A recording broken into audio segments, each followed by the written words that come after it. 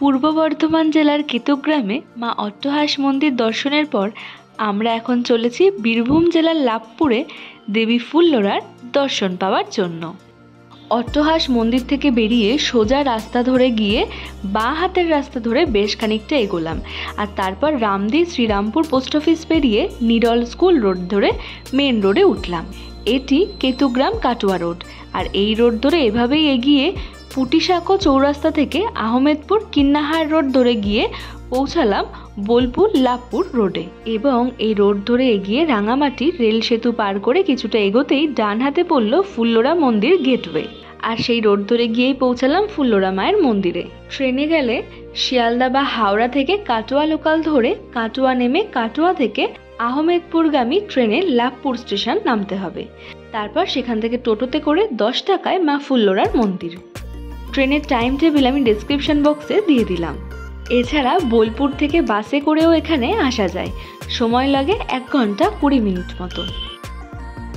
মায়ের মন্দিরে পৌঁছানোর পর বাইরে গাড়ি পার্ক করে আমরা এগিয়ে চললাম মায়ের দর্শনের জন্য। আমরা এখন আছি ফুল্লরাতে। অট্টহাস থেকে প্রায় 30 কিলোমিটার দূরেই এই ফুল্লরা 51টি সতীপীঠের এখন অন্য একটি সতীপীঠে দাঁড়িয়ে আছে, এটার নাম হলো ফুল্লরা। মন্দির প্রাঙ্গণের ভেতর থেকেই আমরা পুজোর সমস্ত সামগ্রী নিয়ে নিলাম, আর তারপর এগিয়ে চললাম মায়ের দর্শনের জন্য। ফুল্লরা পশ্চিমবঙ্গের বীরভূম জেলায় অবস্থিত একটি অন্যতম শক্তিপীঠ। শক্তিপীঠ হিন্দু ধর্মের পবিত্রতম তীর্থস্থানগুলির মধ্যে অন্যতম। লোকবিশ্বাস অনুসারে শক্তিপীঠ নামাঙ্কিত তীর্থগুলিতে দেবী দাক্ষায়ণী সতীর দেহের নানান অঙ্গ প্রস্তরীভূত অবস্থায় রক্ষিত আছে। সাধারণত 51টি শক্তিপীঠের কথা বলা হয়ে থাকলেও শাস্ত্রভেদে পীঠের সংখ্যা ও অবস্থান নিয়ে যথেষ্ট মতভেদ রয়েছে। যেমনটা পূর্ব বর্ধমান জেলার কেতুগ্রামে আমরা যে অট্টহাস মন্দিরে গিয়েছিলাম, পুরাণ অনুযায়ী জেনেছিলাম যে সেই স্থানে নাকি মায়ের নিচের ঠোঁট বা অধোষ্ঠ পড়েছিল, কিন্তু এই ফুল্লরাতে এসেও জানতে পারলাম যে এখানেও নাকি মায়ের অধোষ্ঠ বা নিচের ঠোঁট পড়েছিল। তাই কার্যত মতবিরোধে না গিয়ে ঘুরে দেখে নেব আমরা পুরো মন্দির চত্বরটা। এখানে মা ব্রহ্মশিলাতে পূজিত হন, কোনো দেবী মূর্তি নেই।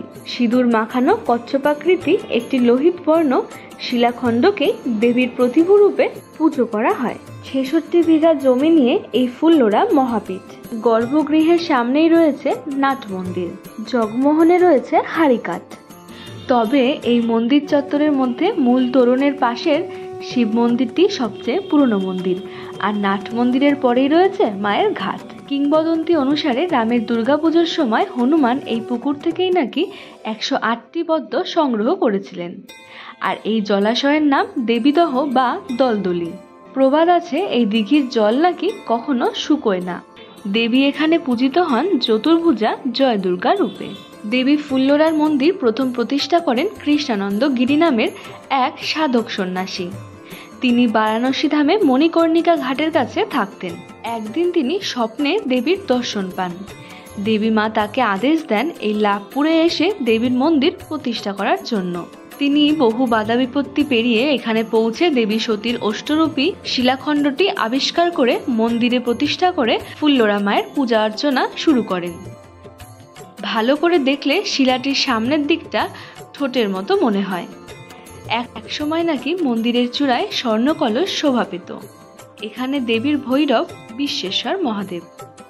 দেব বিশ্বেশ ফুল্লরা মন্দিরের কাছে পীঠ চত্বরে আলাদা একটি ছোট্ট মন্দিরে অবস্থান করছেন। আমরা যেদিন এই মন্দির দর্শনের জন্য গিয়েছিলাম সেদিন ছিল বিশেষ বিয়ের কোনো দিন, ফলে মন্দির চত্বরে দেখা মিলেছিল নব বর এবং বধূর, যারা মায়ের আশীর্বাদ নিয়ে তাদের নতুন জীবনটা এখান থেকেই শুরু করতে এসেছিল। মাঘী পূর্ণিমায় এই শক্তিধামে বিশেষ যাগযজ্ঞ সহকারে মায়ের পুজো ও উৎসব হয়ে থাকে। এই মন্দিরের মধ্যেই রয়েছে পঞ্চমুণ্ডির আসন। ফুল্লরা মায়ের মন্দিরে আসতে হলে কয়েকটি গুরুত্বপূর্ণ বিষয় জেনে রাখা ভালো। মন্দির খোলা থাকে প্রত্যেক দিন সকাল 5:30 থেকে দুপুর 1:30 পর্যন্ত, আর তারপর দুপুরবেলা 3:30 থেকে রাত্রি 8টা পর্যন্ত। মন্দিরের আশেপাশে পুজোর সামগ্রীর বেশ কয়েকটি দোকান আছে, তবে চাইলে আপনারা সঙ্গে করেও পুজোর সামগ্রী নিয়ে যেতে পারেন। মন্দির চত্বরে গাড়ি পার্কিংয়ের সুব্যবস্থা আছে। মায়ের মন্দিরে ভোগ খাওয়ারও ব্যবস্থা আছে। কুপন মূল্য হলো 40 টাকা। তবে বেলা 12টার মধ্যে কিন্তু কুপনটা কেটে নিতে হয়। আর ভোগ খাওয়ানো হয় দুপুরবেলা 1:30 থেকে 2:30 পর্যন্ত। মন্দির প্রাঙ্গণে অতিথি নিবাসও আছে। সেক্ষেত্রে এসি ও নন এসি সব রকমের রুমেরই ব্যবস্থা আছে।